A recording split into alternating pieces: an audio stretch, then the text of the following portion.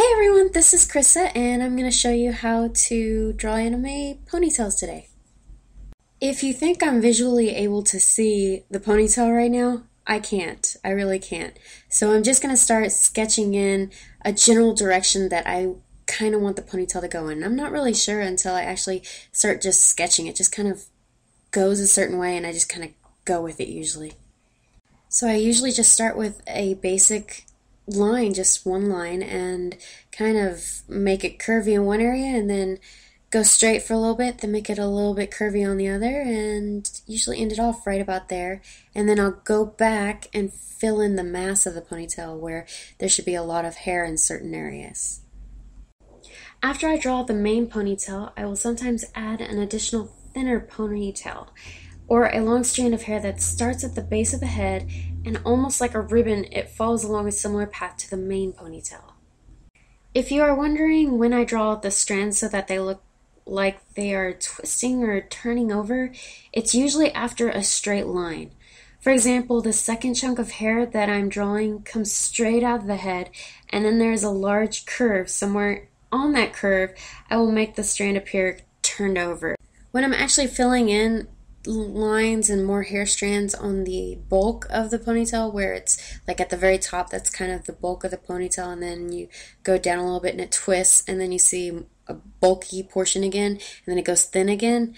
The bulk area is usually where I'll add lots of lines to give it volume and mass, and I start by just kind of sketching it out, sketching one line and then kind of going with it and adding smaller lines.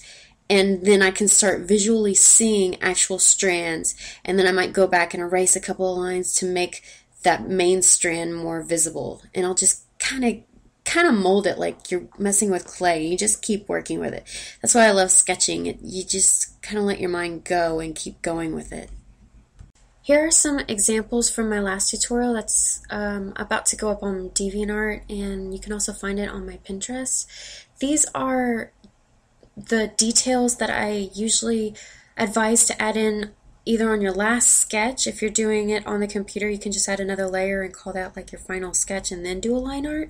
Or if you're drawing by hand on paper, in the actual line art, these are the details, and this is when you should add these details. And I went ahead and made the liner, and there's the final picture. Woo! Okay, on to another sketch of a ponytail. So just like the first drawing, I'm adding a line, and from there I'll add more width to it after I kind of place it.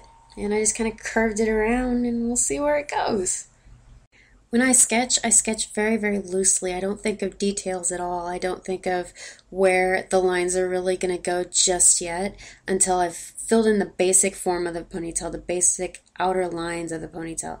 And then I'll go back in and I'll start adding a little bit of lines. And when I go into the actual line art, that's when I add in, and I can visually see more where I want the shadows to go, and that way I can add more lines in. This girl looks like she's half asleep. And if you're wondering if I erase a lot. A whole lot. A lot of times I'll just chunk the whole sketch and start over. And there's the finished drawing on this one. And that concludes this tutorial. Well, I hope you enjoyed it, and let me know what you thought of it. Thank you guys. I'm sorry it's been so long. Bye.